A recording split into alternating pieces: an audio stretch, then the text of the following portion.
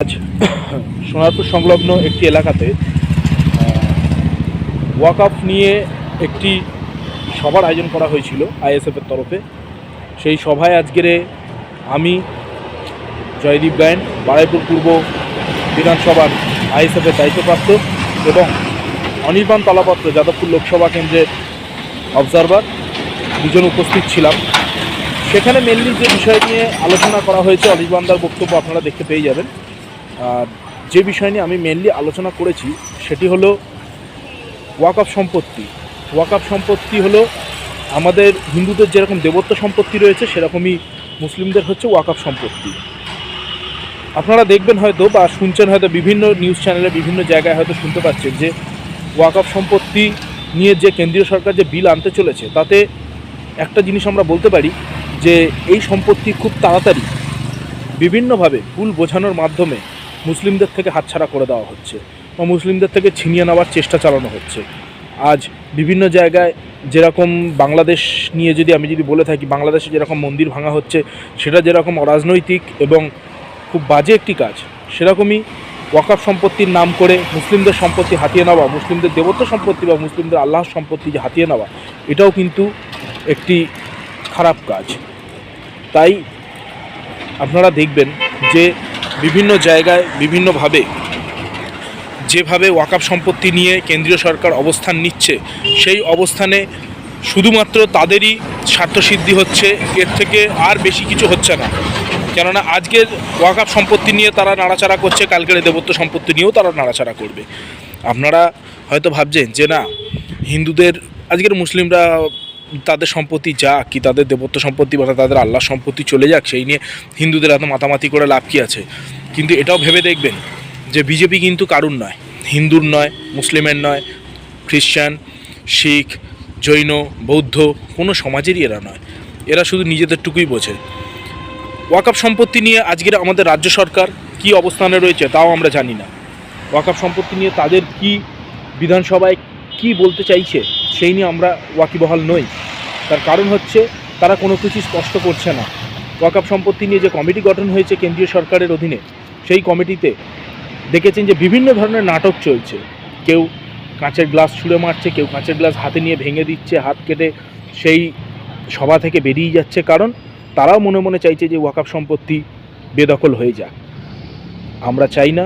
তাই আইএসএফ দেখবেন যে বিভিন্নভাবে Indian secular front, all India secular front লড়ছে, এবং দেবত্ব সম্পত্তি বলুন, ওয়াকআপ সম্পত্তি বলুন, এবং বাংলাদেশে সংখ্যালঘু হিন্দুদের ওপর অত্যাচার বলুন, বা কোথাও মসজিদ ভাঙা, কোথাও মন্দির ভাঙা, সব কিছু নিয়ে আমাদের ইন্ডিয়ান সেকুলার ফ্রন্ট লড়ছে এবং লড়ে যাবে।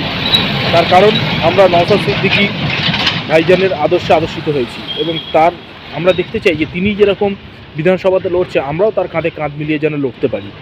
আমরা বিধানসভায় বক্তব্য রাখতে না পারলেও আমরা অন্তত যেন জনসাধারণের সামনে সেই বক্তব্য তুলে ধরতে পারি এবং জনসাধারণের কাছে এই বক্তব্য পৌঁছে দিতে পারি। মানুষকে যে ভুল বোঝানো হচ্ছে, সেই ভুল বোঝানোর পর থেকে যেন তাদের সরিয়ে নিয়ে আসতে পারি। তাই সবাইকে আমার একটাই অনুরোধ যে এই ধরনের যে অসামাজিক কাজবাজ আমাদের পশ্চিমবঙ্গ তথা ভারতবর্ষে শুরু হয়েছে, সেইটার বিরুদ্ধে সবাই রুখে দাঁড়ান। এখানে দলমত নির্বিশেষে সবাই একত্রিত হয়ে লড়ুন। কারণ আজকের হয়তো অন্যের ঘর যাচ্ছে, কাল আপনার ঘরটাও ভাঙা পড়তে পারে। এইটুকুনি মাথায় রাখবেন। নমস্কার। এনআরসির যে আইন আপনাদের মনে থাকবে, এইভাবে এই অঞ্চলে মাইকের মাধ্যমে জানে। আবার বিজেপির আমাদের এই রাজ্যের যে নেতারা, তারা হচ্ছে রাস্তায় রাস্তায় নেমে প্রচার করেছিল যে এই লোকসভাতে আমাদেরকে ভোট দাও, কেন্দ্রে আরেকবার ফির একবার মোদী সরকার বানাও। তারপরে দেখো আমরা এই দেশ থেকে মুসলমানদেরকে ধরে ধরে এনআরসি করে ওই বাংলাদেশে পাঠিয়ে দেব বলেছিল। তো ওই এনআরসি করার নাম করে 19 লক্ষ মানুষের নাগরিকত্ব কেড়ে নিয়েছে যে বিজেপি সরকার, তাতে তারা ক্ষান্ত হয়নি। আবার তারা ময়দানে এসছে ওয়াকআপ সংশোধনী বিল নিয়ে। থাকতে পারে, কিন্তু তবুও আপনি এই দেশের নাগরিকটা প্রমাণ হবে না। আপনাকে আপনার 3 পুরুষ 4 পুরুষ 5 পুরুষ 7 পুরুষের কাগজে নিয়ে এসে প্রমাণ করতে হবে যে 3 4 5 7 পুরুষ ধরে আপনি এই দেশের বাসিন্দা, তবে আপনি এই দেশের তালিকায় নাম আপনার ডুববে। আর সেই কারণে এই আসামে 19 লক্ষ মানুষের নাম সেটা বাদ পড়ে গেছে। আজকে ওই একই পলিসি এই নরেন্দ্র মোদীর সরকার এই ওয়াকফ নিয়ে আনতে চলেছে। এই প্রস্তাবিত যে বিল, সেই বিলে বলা আছে যে ওয়াকফের যে সম্পত্তি গোটা দেশে আছে তা সার্ভে করে দেখা হবে। সার্ভে করে সেখানে দেখতে হবে যে ওই সম্পত্তি, ওটা যে ওয়াকফে সত্যি দান হয়েছিল তার কোনো কাগজের প্রমাণ আছে কিনা। ভেবে দেখুন, এই এত বড় দেশ আমাদের, এই দেশে যে মুসলমান সম্প্রদায়ের মানুষ শুধু তারাই তো ওয়াকফের সম্পত্তি দান করেছেন এরকম নয়।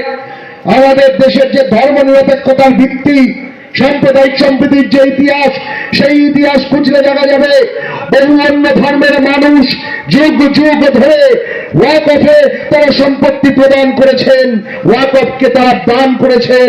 আজকে সেই সমস্ত দানের কোনো সঠিক তথ্য হয়তো সংরক্ষিত নেই, আর সেই সুযোগটাকে আজকে কাজে লাগিয়ে একটা বাবরি মসজিদ আজ থেকে এত বছর আগে হয়েছিল, তার ক্ষত আজও নিরাময় হয়নি।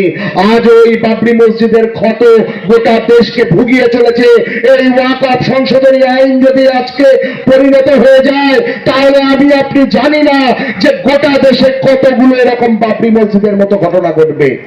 যে গোটা রাজ্যে মুসলমান সম্প্রদায়ের উপর এইরকম একটা চরম আঘাত আসতে চলেছে, তখন সেই জায়গায় দাঁড়িয়ে তিনি চুপ করে থাকতে পারছেন না, তাকে মুখ খুলতে হচ্ছে। যে কাজ ফিরাদ হাকিমের করার কথা, যে কাজ শওকত মোল্লার করার কথা, যে কাজ জাহাঙ্গীর খানের করার কথা, সেই কাজ আজকে কাঁধে তুলে নিয়েছেন নওশাদ সিদ্দিকী।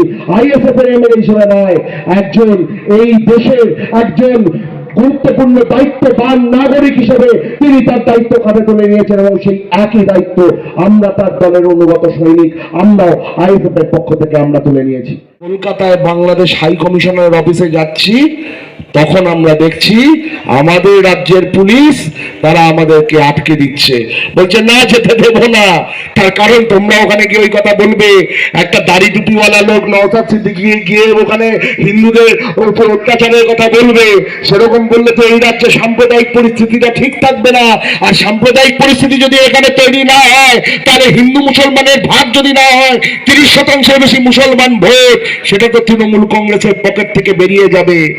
আমরা বিনীত স্বরে এই অঞ্চলের তৃণমূল যারা করেন তাদের বলছি যে আপনারা যাকে খুশি ভোট দিন, দরকার পড়লে আরো 3 দফা তৃণমূলকে ভোট দিন, কিন্তু ধর্মের নামে বিজেপিকে সাহায্য করার এই নোংরা রাজনীতিটা করতে বন্ধ করুন। আপনাদের নেতাদেরকে বলুন যে এই রাজনীতি বাংলার মাটিতে নামিয়ে আনবেন না। বাংলার মাটিতে সাম্প্রদায়িক সম্প্রীতির যে বার্তা স্বাধীনতার পর থেকে, দেশভাগের পর থেকে যা আছে, তাকে বজায় রাখবার চেষ্টা করুন। মুর্শিদাবাদের বেলডাঙ্গাতে যখন কার্তিক পুজোর সময় মুসলমান ধর্মকে আঘাত করে ডিসপ্লে হচ্ছে, আর সেই ডিসপ্লে নিয়ে যখন এলাকাতে সাম্প্রদায়িক অশান্তি তৈরি হচ্ছে, তখন দায়িত্ব থেকে যায় আমাদের মুখ্যমন্ত্রী মুর্শিদাবাদে পৌঁছানোর দায়িত্ব থেকে যায়। কারণ তিনি একজন শুধু মুখ্যমন্ত্রী নন, তিনি আমাদের রাজ্যের স্বরাষ্ট্রমন্ত্রীও বটে, পুলিশ মন্ত্রীও বটে। দায়িত্ব থেকে যায় তার ওই মুর্শিদাবাদে গিয়ে পরিস্থিতিকে শান্ত করার। আমরা দেখতে পাচ্ছি যে সেই পরিস্থিতি উনি শান্ত করছেন না।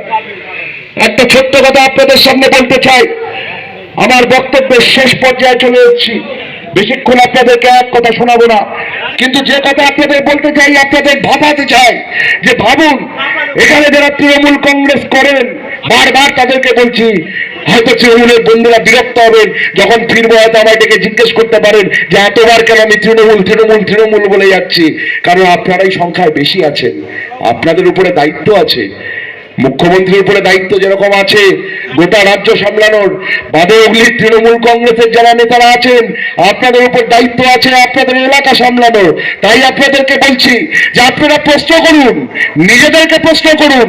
আপনাদের ব্লক স্তরের নেতা, পৌরসভা স্তরের নেতা, জেলা স্তরের বিধানসভা স্তরের নেতাদেরকে জিজ্ঞেস করুন যে 34 বছরের বাম আমল আর তারপরে এই 13 বছরের তৃণমূল আমল, কটা এমএলএ ছিল বিজেপির? 34 বছরে বিজেপির কটা এমএলএ ছিল এই রাজ্যে? আজকে কটা কটা এমপি ছিল বিজেপির এই রাজ্যে 34 বছরে? আর আজকে কটা? এই বাদে হুগলি, এই সোনারপুরের বুকে যারা পুরনো মানুষেরা আছেন, বয়স্করা যারা আছেন, তারা একটু ভেবে বলুন যে আপনারা আপনাদের যৌবনকালে যখন ওই কুখ্যাত বাম সরকার চলতো, 34 বছরের বাম সরকার, জ্যোতিবাবুর বাম সরকার, সেই বাম সরকারে আপনারা কটা গেরুয়া পতাকা আপনাদের পাড়ায় পাড়ায় দেখেছেন? কটা জায়গাতে বিশ্ব হিন্দু পরিষদের লোকদের দেখেছেন? কতগুলো গ্রামে গ্রামে আরএসএস এর শিক্ষা শিবির দেখেছেন? আর আজকে আপনারা কতগুলো দেখছেন? আজকে কত গ্রামের মধ্যে আপনারা গেরুয়া পতাকা উঠতে দেখছেন? আজকে কত কত জায়গাতে আপনারা দেখতে পাচ্ছেন হিন্দু মুসলমান ধর্মের নামে বিভেদের রাজনীতি করবার চেষ্টা? ভেবে দেখুন, ভেবে দেখুন আপনারা যে আজকে এই গত 13 বছরে এই রাজ্যটা কোন বিপদের মুখে এসে দাঁড়িয়েছে। এ আপনাদের ফল, আপনাদের কর্মফল। আপনারা গত 13 বছর ধরে এই রাজ্যের মানুষদেরকে টেকেন ফর গ্রান্টেড করে রেখে দিয়েছেন। ভেবেছেন ওই তো মাসে মাসে 1000 টাকা করে দিয়ে দিচ্ছি, ভোটের সময় গিয়ে হয় ভোট দেবে, নাহলে জোর করে ভোটটা নিয়ে নেবো, আর আমার কিছু ভাবার দরকার নেই। ওরকম ভাবলে হয় না। রাজনীতি বড় কঠিন জায়গা, বড় দায়িত্বের জায়গা। আপনাদের উপরে দায়িত্ব আছে, সেই দায়িত্ব আপনাদের পালন করতে হবে। আজকে আপনাদের দল তৃণমূল কংগ্রেস, তাদের নেতারা বিধানসভার মধ্যে ওয়াকআপ নিয়ে কোনো কথা কেন বলছে না? সেই প্রশ্নের জবাব সাধারণ মানুষের আগে আপনারা যারা তৃণমূল করেন, আপনাদের প্রশ্ন করতে হবে আপনাদের নেতাদেরকে যে কেন তোমরা ওয়াকআপ নিয়ে কোনো কথা বলছো না।